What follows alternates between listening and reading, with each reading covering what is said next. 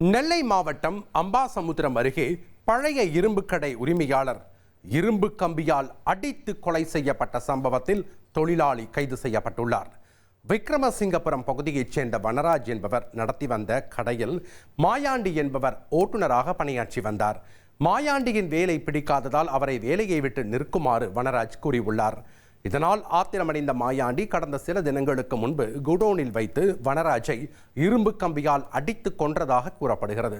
இச்சம்பவம் குறித்து வழக்கு பதிவு செய்துள்ள விக்ரமசிங்கபுரம் காவல்துறையினர் மாயாண்டியை கைது செய்து இந்த கொலைக்கு பணத்தகராறு காரணமா அல்லது வேறு ஏதேனும் பின்னணி உள்ளதா என தீவிர விசாரணை நடத்தி வருகின்றனர். இனி செல்லும் இடமெல்லாம் செய்தி. தந்தி டிவியின் வாட்ஸ்அப் சேனலை ஃபாலோ பண்ணினா செல்ல இருக்கும் இடமெல்லாம் செய்தி. இதோ QR கோட் இப்பவே ஸ்கேன் பண்ணுங்க, ஃபாலோ பண்ணுங்க.